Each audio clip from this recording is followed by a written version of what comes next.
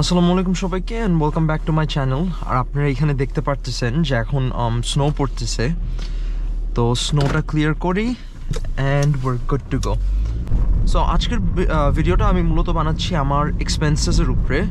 তো আপনারা আমাকে জানেন ফার্স্ট অফ অল যে এই পজিশনটা আপনাদের কীরকম লাগতেছে, বিকজ আমি নিজে এখন আমার ড্রাইভিং পজিশনটা চেঞ্জ করে নিচ্ছি। আর আজকে প্রচণ্ড রকম ঠান্ডা, অ্যান্ড এর থেকে বেশি এখন সিজনের ফার্স্ট স্নো পড়ছে, বাট যদিও অনেক বেশি পড়ে নেই, অল্প একটু স্নো পড়ছে। এখন আপনারা খুব একটা বুঝতে পারতেছেন না, এখন অনেকটা বৃষ্টির মতনই পড়তেছে। তো যাই হোক, আমি আজকে ডিসকাস করবো আমার গাড়ির এক্সপেন্সেস নিয়ে। সো আমি ধরেন গাড়িটা আমার কেনা হয়েছে প্রায় 1 year হয়ে গেছে।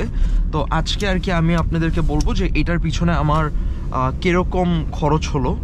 সো ফার্স্ট অফ অল আমি শুরু করতে চাই গাড়ির তেলের এক্সপেন্স দিয়ে, যেটার পিছনে আর কি আমি ধরেন সবচেয়ে কমনলি টাকা খরচ করি, মানে এভরি নাও অ্যান্ড দেন যেটার পিছনে আমার টাকাটা খরচ হয় বেসিকলি। তো তেলের ব্যাপারে যদি বলতে হয়, ধরেন এই গাড়িটা first of all very economical. এইটা আপনার হচ্ছে গ্যালেনে বলতে গেলে আপনার 1 গ্যালন তেল প্রায় 3.5 লিটারের মতো।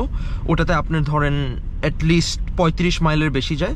সো ধরেন আমি যখন লিটার আর কিলোমিটার হিসাব করলাম, তখন আমি দেখলাম যে আমি ধরেন 12 থেকে 14-15 কিলোমিটার পেয়ে যাই। তো এইটার কারণটা হচ্ছে বিকজ আপনি দেখতে পাচ্ছেন যে আমি লিটারালি বাসার সামনে থেকে বের হয়ে আমি এখন অলরেডি মানে আমার 2 মিনিটও প্রবাবলি হয় নাই, বাট আমি হাইওয়েতে উঠে গেছি। তো এটাই হচ্ছে সুবিধা যে আমি আমার মোস্ট কমনলি আমি যে রাস্তাতে চলি ওটা হচ্ছে কি আপনার হাইওয়ে। তো হাইওয়ের একটা যেরকম ধরেন সুবিধা হচ্ছে, আপনারা দেখতে পাচ্ছেন সামনে 2টা গাড়ি করতেছে। আমি ওইটা দেখে একটু ডিস্ট্র্যাক্টেড হয়ে গেছিলাম। ওইটি কি গাড়ি? এটা হচ্ছে আপনার নিসান এক্সট্রেল। আর সামনের কোন গাড়িটা? এই যে এই 2টা গাড়ি করতেছিল, ভক্সওয়াগন জেটটা মনে হয়, ওটা একটু মারামারি করতেছিল আর কি। যাই হোক, তো আপনার তেলের পিছনে যদি আমার খরচটা আমার বলতে হয়, আমি বলবো যে ধরেন লেটস সে এখন আমার খুব স্ট্রেট ফরওয়ার্ড কমিউট। আমি এখান থেকে লং আইল্যান্ড যাই, আমি লং আইল্যান্ড থেকে বাসা চলে আসি, আমি আর কোথাও যাই না, ইভেন কলেজেও গাড়ি নেওয়া লাগে না, বিকজ আমি হচ্ছে ধরেন আমি কুইন্স কলেজে পড়ি, যার কারণে হচ্ছে ওইখানে ওই এরিয়াটা খুব বিজি থাকে, যার কারণে ধরেন ওই এরিয়াতে পার্কিং পাওয়া পসিবল না, যার কারণে আমি ওখানে বাসই নিয়ে যাই আসলে। তো আমার ধরেন তেল খরচ সোফার আজকে মাসের 20 তারিখ, আমি গত মাসের নভেম্বর মাসের শেষের দিকে আমি মনে হয় $18 বা $20 তেল ভরছি, অ্যান্ড এই মাসে ইন টোটাল আমি ধরেন হচ্ছে $30 তেল ভরছি সোফার। So let's say round figure $50 ধরি এই মাসে তেলে। আপনারা যদি এখানে দেখেন আমার এখনও হাফ ট্যাঙ্ক আছে, এটা চাইলে আমি পুরো মাসটা শেষ করতে পারবো, বাট আমি প্রবাবলি আজকে কালকের মধ্যেই ফিল আপ করে ফেলবো। সো ধরেন ওইখানে ধরে নিলাম আরও $15 মতো যাবে। সো মাসে আমি অ্যাটলিস্ট ধরেন বাড়াই ধরি 65 হয় হিসাবে, বাট বাড়ায় $80 ধরি যদি এদিকে সেদিকে কোথাও যাই, মানে অ্যাভারেজ যদি ধরি। তো ধরেন অ্যাভারেজে আমার মাসে $80 করে খরচ হতেছে তেলের পিছনে। এটা গেল একটা। সো তেলে আমি বলবো যে this car is very economical. এরপরে যদি আমি আসি, আপনার এই যে প্লেয়ারটা যেরকম দেখতেছেন, এইটা এখানে যেরকম দেখতেছেন হোল্ডারটা, এই ড্যাশ ক্যামটা এখানে দেখতেছেন, ইভেন এই সানগ্লাস হোল্ডারটা দেখতেছেন, এগুলি আমার সব পারচেস করতে হয়েছে পরে। সো এই প্লেয়ারটার কাছে যদি আসি, this was my first modification, because আমার গাড়ি চালাবো যখন আমি, আমার কথা হচ্ছে আমার গান লাগবেই, আমার গান শুনতেই হবে গাড়ি চালানোর টাইমে। প্লাস এটাতে ব্যাক ক্যামেরাও আমি ইনস্টল করছি। সো এইটা নিয়ে আমার একটা ভিডিও আছে যে আমি কীভাবে পুরো জিনিসটা প্রসেসটা নিয়ে। সো এইটাতে ধরেন আমার মোটামুটি আমার এক্সপেন্স গেছে $100 মতো। আমি নিজে ইনস্টলেশন করছি, যার কারণে নো ইনস্টলেশন ফি বা এরকম কোনো মানে বাড়তি আমার খরচ হয়নি। সো এটা একটা ভালো দিক, এটা গেল। এরপরে গাড়ি কেনার টাইমে আমি একটা জিনিস বুঝে গাড়িটা নিয়েছিলাম, সেটা হচ্ছে যে আপনার গাড়িতে আমার ব্রেক প্যাচ লাগতো নতুন। তো আমি কি করছি, আমি নিজের আসলে অবহেলা বা নিজের দোষের কারণেই আমি বলবো, আমি আপনার ফার্স্টে যখন গাড়িটা নিয়ে যাই মেকানিকের কাছে, সে প্রবাবলি আমার কাছে $450 নাকি $500 চাইলো এইটা ঠিক করতে, এই ব্রেক প্যাড আর রোটার। তো আমি তো মানে চিন্তা করে নিয়েছি যে এটা অতিরিক্ত বেশি, মানে প্রশ্নে ওঠে না এটা করার, যেমনি আছে যতদিন অমনি চালাতে থাকি। সো একটা পর্যায়ে এরকম হলো যে মানে আওয়াজ করা শুরু হলো, মানে ধরেন আপনার ওই মেটালের যে পিসটা থাকে আপনার ব্রেক প্যাডে, ওইটা আমার রোটারে লাগা শুরু হলো। তো তখন আওয়াজ হওয়া শুরু হলো, তখন তো মানে আর কোনো অপশন নেই চেঞ্জ করা ছাড়া। তো তখন আমি চিন্তা করলাম যে আমি সাহস করে নিজেই চেঞ্জ করি। যার কারণে আমি কি করলাম, আমি হচ্ছে আপনার অনলাইনে পার্টসগুলো অর্ডার দিলাম। আমার প্রবাবলি $80-100 মতো খরচ পড়ছে। আরও চিপার অপশন ছিল, আমি চাইলে প্রবাবলি $60 রোটার প্লাস ব্রেক প্যাডের সেটটা শেষ করতে পারতাম। বাট আমি ইচ্ছা করি একটু বড় রোটার নিছি, যাতে আমি বেটার ব্রেকিং পাই এরকম রাস্তা স্লিপারি কন্ডিশন বা এরকম কন্ডিশনের জন্য। প্লাস আমার অল সিজন টায়ার্স। তো এই গাড়ির টায়ারগুলো যেরকম খুব ভালো, অ্যান্ড 2022 সালের টায়ার, মাত্র 2 বছর হয়েছে, আর ট্রেডও খুব ভালো আছে। So tyre overall it's in phenomenal condition টায়ারগুলো। তো আমি চিন্তা করছি যে ব্রেক যখন লাগাচ্ছি তাহলে একটু ভালো দেখে লাগাই। সো আমি ব্রেক রোটার আর ব্রেক প্যাডে আমি প্রবাবলি $100 খরচ করলাম। তারপরে এইটা আর ব্রেক প্যাডের রোটার মিলে $200 খরচ করি। কিন্তু আপনাদের মাথায় রাখতে হবে যে এটা কিন্তু আমার শখে লাগাইছি আমি, এটা কিন্তু আমার মানে লাগাইতেই হবে এমন কোনো কথা নেই। সো ব্রেক প্যাডটা $100 which is a necessity, must ছিল, ওইটা আমি খরচ করছি। এরপরে যদি আমরা খরচের দিকে আসি, নেসেসিটি আরেকটা হচ্ছে আপনার, আমি এই গাড়িটা নিয়ে আপস্টেট নিউ ইয়র্ক গেছি, আমি রক্সবেরিতে গেছি। সো রক্সবেরি থেকে আসার পরে আমি দেখতেছিলাম গাড়িতে একটা চেক ইঞ্জিন লাইট জ্বলতেছিল। তো আমি একটু ভয় পেয়ে গেছি যেটা কি না কি। তো বাট এটা কোড ইরেজ করার পরে আপনার চলে গেছে। সো ওইটার জন্য আমার কোনো এক্সট্রা চার্জ পড়েনি কোড ইরেজিং, ঠিক আছে। ও আরেকটা জিনিস, যেটা এই গাড়ি আমি আমি দেশে গেছিলাম। সো দেশে যখন আমি গেছি তখন আমি এই গাড়িটা ভাড়াতে দিয়ে গেছিলাম।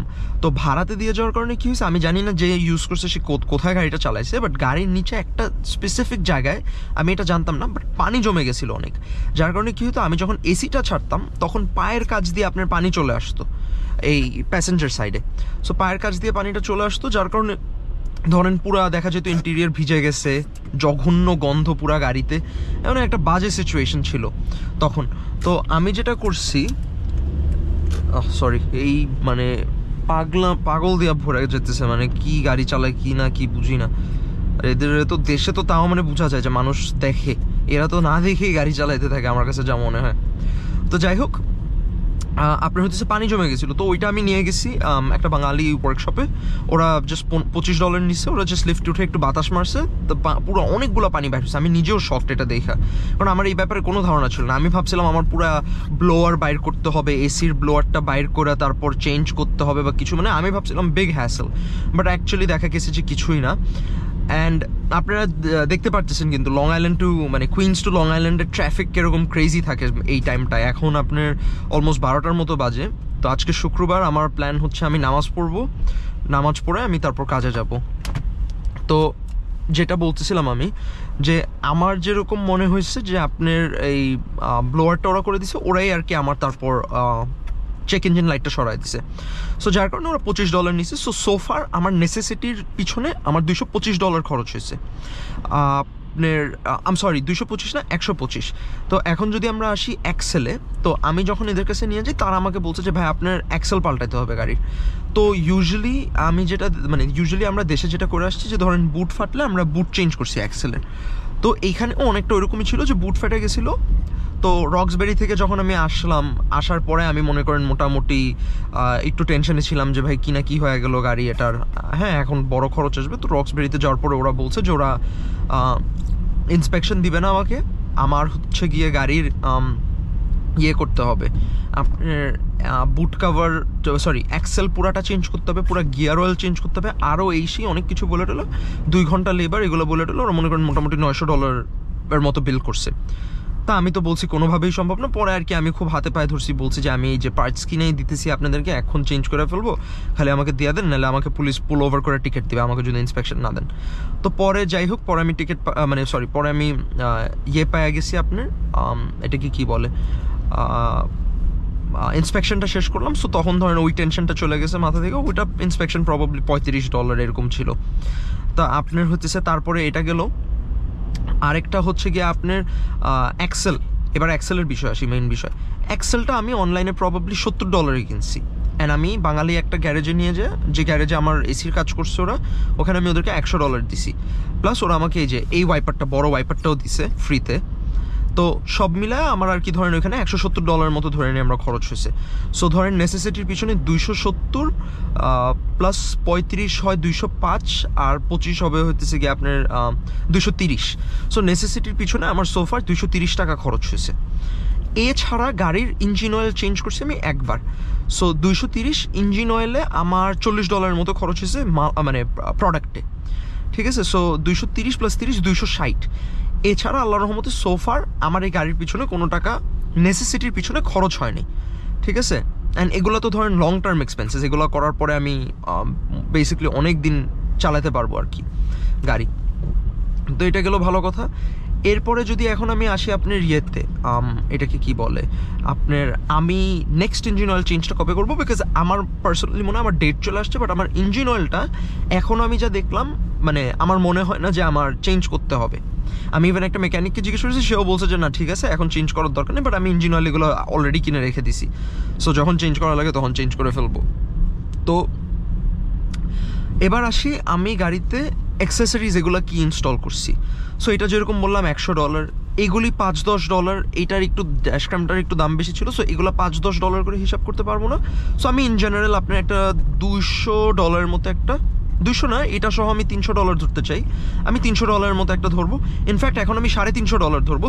দ্যাটস বিকজ আমি আবার আপনার ইয়ে করছি, আমি আবার গতকাল রাতে আমি শুয়ে ব্রাউজ করতেছিলাম গাড়ির জিনিসপত্র। সো ব্ল্যাক ফ্রাইডেতে দেখলাম কয়েকটা জিনিস বেশ ভালো ডিসকাউন্টে দিতেছে, তো আমি প্রোডাক্টগুলো কিনে ফেলছি। সো ওগুলো আমি আপনাদেরকে দেখাবো। ওখানে আমার প্রায় $50, 50 না আর একটু বেশিই হবে, আমি মানে একটা রাউন্ড ফিগার ধরতেছি দেখে আমি 350 ধরলাম, বাট ওইখানে আমি প্রায় $80-100 মতো আর কি প্রোডাক্ট কিনছি প্রবাবলি। তো ওইটা জাস্ট আর কি গাড়ির মানে আমি মানে নিজেকে খুশি করার জন্য বেসিক্যালি নিছি, গাড়ির ওইটাতে কোনো লাভ বা লস বা এরকম কিছু হবে না। তো যাই হোক ওগুলা তো মানে ওগুলো আমি আপনাদেরকে দেখাবো, that's for upcoming video as well. And আমি ইভেন চিন্তা করছি যে এই প্রোডাক্টগুলো যেরকম জেনুইন প্রোডাক্ট, ঠিক, কারণ আমি ধরেন এইটা ইউজ করতেছি, খুব ভালো সার্ভিস পাইতেছি। এই ড্যাশ ক্যামটা বলেন, ডুয়েল ক্যামেরা সামনে, সরি ডুয়েল ক্যামেরা প্যাসেঞ্জার সাইডে, বাইরে একটা ক্যামেরা, ইভেন এটার পিছনেও একটা ক্যামেরা আছে, পিছনেও রেকর্ড করে। সো আমি যেরকম চিন্তা করছি যে ধরেন আপনারা যদি কেউ আমার ভিডিও দেখে আপনাদের মনে হয় যে আপনারা এই প্রোডাক্টগুলো চান, তখন আমাকে ডেফিনেটলি আপনারা নক করতে পারেন, আমি আমার কন্ট্যাক্ট ইনফরমেশন নিচে দিয়ে দিব। যদি আপনারা আমাকে নক করেন মানে I will feel free to order and ship it for you guys.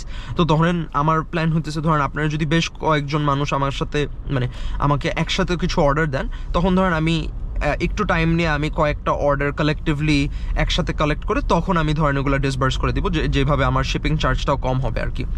তো এটা যেরকম আমার চিন্তা, আর আপনারা দেখতে পারতেছেন আমি প্রবাবলি মানে গাড়ি এখনও 3-4 মাইলও চালাইনি, আর এখানে কি পরিমাণ জ্যাম। আর জ্যামের মূল রিজন হতেছে এখানে দেখতে পারতেছেন আপনারা, এখানে কনস্ট্রাকশন, অনগোয়িং কনস্ট্রাকশন চলতেছে ফর এভার, অ্যান্ড যার কারণে এই ট্রাফিক ইউজুয়ালি আপনার রবিবার সকালে খুব একটা ট্রাফিক থাকে না, ফ্রাইডেতেও আসলে এই টাইমে আমি খুব একটা ট্রাফিক দেখি না, বাট আজকে প্রবাবলি স্নো পড়তেছে দেখে এরকম একটা বাজে সিচুয়েশন দেখতেছি আর কি ট্রাফিকের। আশা করি মানে নামাজ আপনি 12:30 বাজে, এখন 12টা বাজে, সো আশা করি আধা ঘন্টা যেতে পারবো, ইউজুয়ালি তো 15 মিনিটও লাগে না যাইতে। তো দেখা যাক কি হয়। আরেকটা জিনিস, মূল জিনিস যেটা আমি বলতে ভুলে গেছি, আমার গাড়ির ইন্স্যুরেন্স। সো গাড়িটা আমি যখন ফার্স্টে কিনি, গাড়ির ইন্স্যুরেন্স আমার ছিল $340 জাস্ট লায়াবিলিটি, $340 জাস্ট লাইবিলিটি। আর আপনাদের বুঝতে হবে যে for a car that's worth $6,000, this $340 per month is a lot of money. এটা গেল একটা। আরেকটা পয়েন্ট হচ্ছে কি আমার যে ধরেন $340 ছিল লাইবিলিটি, বাট আমি চিন্তা করছি যে না আমি একটু বেটার কাজ করতে পারতেছি। লং আইল্যান্ডে যেরকম আমি AT&Tর জন্য কাজ করতেছিলাম ব্যাক ইন দ্যাট টাইম, তো তখন ধরেন হচ্ছে কি আমি মোটামুটি আমি বলবো না খুব আহামরি টাকা কামাইতেছিলাম, বিকজ আমি ওদের মার্কেটিং সাইডে ছিলাম, so it was commission based. And ধরেন আমাকে এত বেশি শিফট করা হয়েছে যে আমি খুব একটা মানে ধরেন ভালো করার সুযোগ পাচ্ছিলাম না ওখানে। তারপর আমাকে ওরা টেক্সাস নিয়ে গেছে ফর ট্রেনিং অ্যান্ড এভরিথিং। তো মানে সব কিছু মিলায় জিনিসটা আর কি মানে আমি খুব ইয়েতে ছিলাম আর কি কিছু টাইম, এটাকে কি বলে মানে অনেক কিছু মিলায় আর কি আমি ধরেন একটু মানে ভেজালের মধ্যেই ছিলাম আসলে বলতে গেলে। তো তখন ওটা হচ্ছিল না, তো এরপর তো দেশে চলে গেছি। বাট লাকিলি AT&Tতে আমার একজনের সাথে দেখা হয়েছে, সে হচ্ছে গিয়ে একজন ইন্স্যুরেন্স এজেন্ট।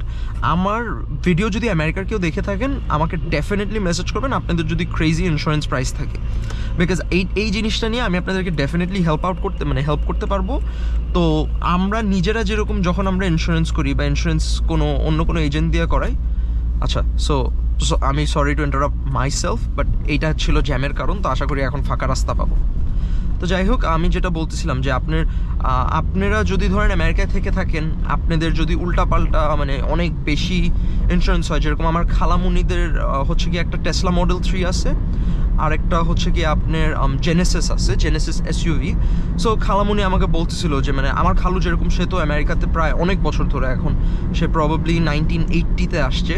সো বলতেছিল যে মানে এত বছর পুরানো লাইসেন্স, তারপরেও নাকি তার ইন্স্যুরেন্স $8,000 মানে ফুল কাভারেজ 2টা গাড়ির জন্য আসতেছিল ইয়ারলি। তো ওইটা আর কি ধরেন তার ইন্স্যুরেন্স এজেন্ট যে ছিল প্রাথমিক পর্যায়ে, সেই আর কি কোনো একটা ভেজাল করছে। এরপর মানে খালু আর কি অনেক খুঁজে একজন মানে সে একজন ইন্স্যুরেন্স এজেন্ট পেয়েছে, সে এখন এটার পুরো হাফ প্রাইস করে দিচ্ছে $4,000। সো উইচ ইজ ইনসেইন, কই $8,000 ইয়ারলি আর কই $4,000 ইয়ারলি। সো এটা পুরো লিটারালি মানে হাফ দ্য প্রাইস। তো যাই হোক, আমারটা যেরকম আপনার 440 দিতাম, এখন আমি পে করি 104 লাইবিলিটি ইন্স্যুরেন্স। তো যার কারণে আমি বলবো যে আল্লাহর রহমতে মানে আমি খুব স্যাটিসফাইড, আমি খুব খুশি এটা নিয়ে, আমার কোনো কমপ্লেন্টস নেই এই ব্যাপারে ইন্স্যুরেন্স নিয়ে এখন আর।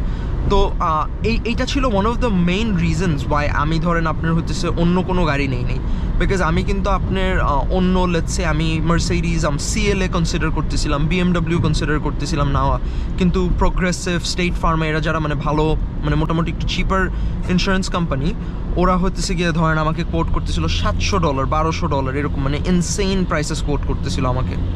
তো আমি পরে চিন্তা করলাম যে না থাক, আমি এই গাড়িটা কিনি, আল পে ইট অফ, এটার তেল খরচও কম, মেনটেনেন্সও কম, টয়োটা করোলা, এটা ধরেন আমি নিজেও কাজ করতে পারবো, যেরকম ব্রেক প্যাড আমি করছি, অয়েল চেঞ্জ এগুলো সামনে আমি করব। তো যার কারণে ধরেন আর বাসায়ও যেরকম আমাদের একটা ফিল্ডার আছে, সো মানে ধরেন মানে আমি তো অনেক কিছু মানে ধরেন মেকানিকদের কাজই দেখছি অনেক কিছু, সো ধরেন টুকটাক যা লাগে না লাগে করতে পারবো। আর আপনারা কিন্তু এখন স্নো দেখতে পারতেছেন বেশ ভালোভাবে, তো টুকটাক যা লাগে না লাগে ধরেন আমি করতে পারবো।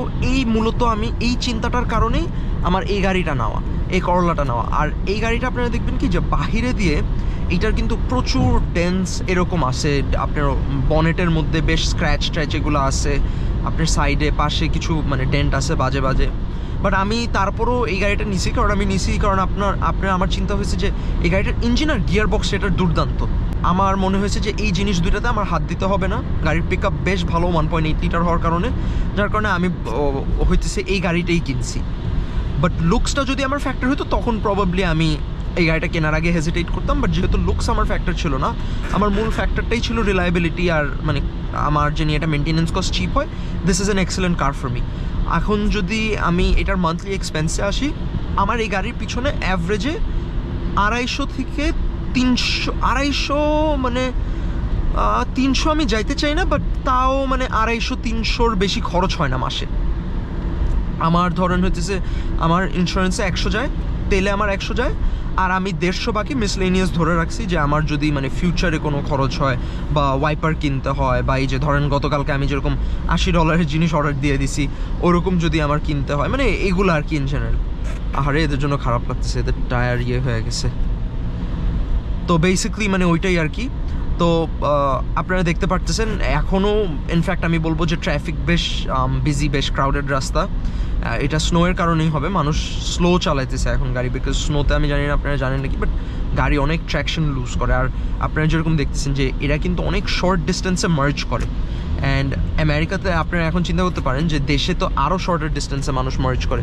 দ্যাটস বিকজ দেশে কিন্তু আমরা ধরেন ঢাকা হাইওয়েতে যখন চলি, হাইওয়ে তো না, মানে এয়ারপোর্ট রোডে যখন আমরা চালাই, তখন ধরেন আমাদের স্পিড 40, 50, 60 এরকমই থাকে। বাট এখানে কিন্তু আমার স্পিড মানে কম হইলেও 80 kilometre per hour, 80 kilometre per hour, 80 kilometre per hour, 120 kilometre per hour বা 100 মাইল পার আওয়ার, এরকম আমার ইউজুয়ালি থাকে অ্যাভারেজে। তো যার কারণে কী হয় যে আমি যদি বেশি ক্লোজ করে ফেলি এখন, তখন আমার ব্রেক করতে একটু প্রবলেম হয়ে যাবে। তো এর জন্য ধরেন snow tyres, all season tyres, এগুলো খুব গুরুত্বপূর্ণ। তো যাই হোক, আমি খুব একটা লেন্দি বানাবো না ভিডিওটাকে, আপনারা দেখতে পাচ্ছেন বেশ traffic. And with that being sad, I hope you guys enjoyed the video. If you guys did, like, share, comment and subscribe.